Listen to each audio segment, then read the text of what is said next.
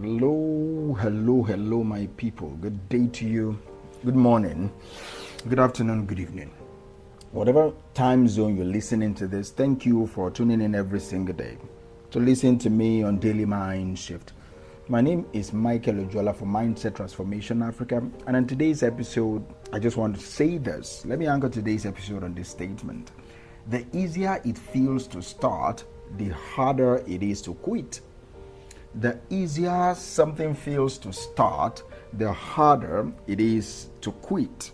All right. So today's thought is a simple truth that I believe could save you years of frustration, years of procrastination, years of what is called false starts. The easier it feels to start, the harder it is to quit. Let that sink in for a moment. See, we often assume that big goals require big beginnings, long plans, deep motivation, or huge doses of inspiration. But that assumption keeps more people stuck than failure ever does, all right? See, the human mind is not built to leap. It is built to grow. It is built to step. The smaller and easier that first step feels, the more likely it is that you will take it. And once you start, momentum takes over. So, in today's episode, we will explore why simplicity fuels progress, why starting easy is not weakness but wisdom, and why the first step, no matter how small, is the most powerful move that you will ever make. See, let us begin with a question.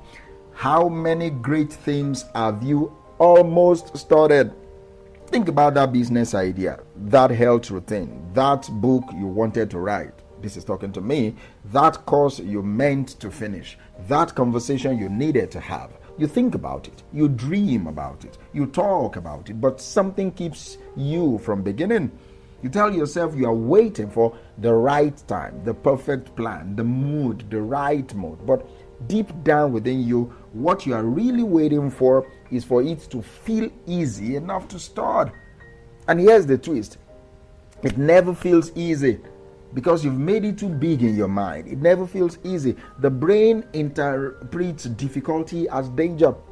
The moment a task feels too heavy, it sends signals of resistance to your brain. Fear, distraction, fatigue, self-doubt. And the longer you wait to start, the heavier that weight becomes.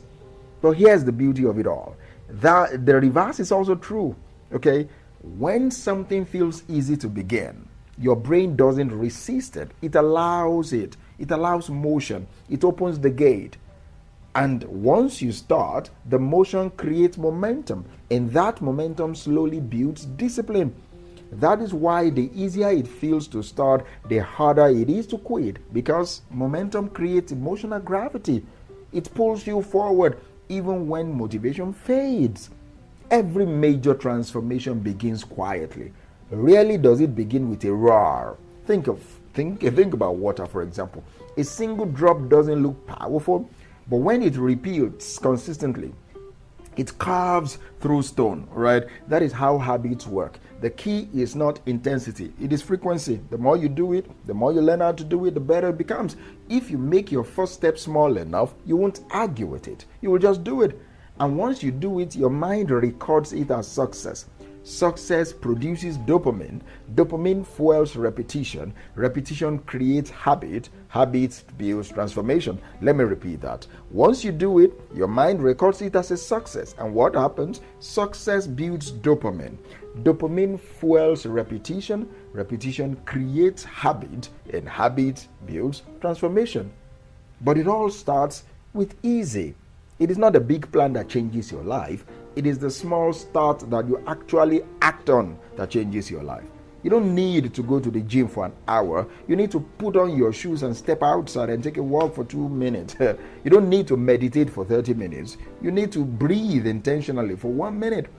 You don't need to read a book today. You just need to read 1 page today. Once you do that one easy thing, you've already begun winning. Because the hardest part of growth is not working, it is starting. Let's dig a little bit into what easy, in quote, really means. Easy doesn't mean lazy. Please remember that. It means low resistance. It is about designing the entry point to your goals in a way that your brain doesn't rebel against it. You see, your mind loves comfort and familiarity. It avoids anything that feels like a threat. When you say, I will start working out 2 hours a day, your mind hears, I'm about to experience pain and exhaustion for 2 hours a day, and it resists it. But if you say, I will stretch for 5 minutes, your brain says, okay, that is doable. Then you win that negotiation and you stretch for 5 minutes. So instead of trying to overpower your mind, walk with your mind. Make the first step so easy that it feels almost too small to matter. But here's the paradox. Small doesn't mean insignificant. It means unstoppable. Every time you do something easy, you build confidence. And confidence, not motivation here. Confidence is what keeps you moving. Once you've built the identity of someone who starts, you stop relying on emotional weather. You just move. See, there is a reason the phrase just start feels like a cliche, because it is true. But to make it more practical, I will call it micro commitment. Let's just call it micro commitment. A micro commitment is a decision so small that feels impossible. You don't commit to finishing the whole journey, okay? You just commit to taking that first small action. You want to read more? Commit to reading for just 2 minutes. You want to work out? Commit to 10 push-ups. You want to write that proposal? Commit to opening your laptop and typing 1 sentence. Once you start, your brain says, we are already in motion, let's keep going. That is why the easiest start becomes the hardest to quit, because motion creates momentum, and momentum is magnetic. It draws you deeper into the process. And here's a principle to live by. Resistance peaks before you start. You need to remember that. Resistance peaks before you start. You will feel most tired, most distracted, most uncertain right before you begin. It is the brain's way of protecting your comfort zone.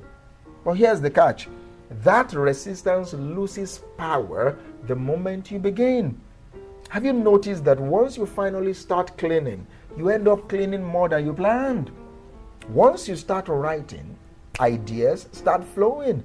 Once you start walking, you want to keep walking. That is not coincidence. That is chemistry. It's pure science. The moment you start, your body releases dopamine, which is a reward chemical. It tells your brain, this feels so good, this feels good. Then you keep doing it. Do you understand me? So that you keep doing that same thing. The pain of resistance turns into the pleasure of progress. So the next time you feel that hesitation before starting, I want you to remind yourself this. I don't need to feel ready. I just need to start small enough that resistance has no reason to argue with me. See, the foundation of a strong habit is repetition. It's not motivation, it's repetition. And repetition depends on one thing, and that is friction. High friction habits are hard to repeat because they require too much effort to start. But low friction habits, on the other hand, they're easy to repeat because they are simple to start. That is why some people can maintain routines effortlessly while others struggle to stay consistent. It is not willpower, it is friction design. So you want to wake up early? Put your phone in another room. You want to drink more water? Keep a bottle of water beside you. That's low resistance. You want to pray? You want to read? You want to journal? Keep it within the sight. Make it easy for you to start. The less effort it takes for you to start them, the more likely it is that you will keep showing up every single time. See, when something is easy to start, it becomes part of your rhythm. And when something becomes part of your rhythm, it becomes part of your identity. You don't have to fight for consistency because it fights with you. Do you understand me? It fights with you. Easy beginnings do more than create momentum. They build emotional endurance. When you start small, you learn to show up even when it doesn't feel special. You build resilience in repetition. That is emotional maturity, which is the ability to keep showing up without applause. See, if you can start over, even in small ways, you will never truly fail. Do you understand me? You will never truly fail. Here's a mind shift for you today. Stop waiting for it to feel right before you begin. Make it feel light. Stop waiting for it to feel right before you begin. Make it feel light. Don't chase motivation, create momentum. Don't wait for clarity.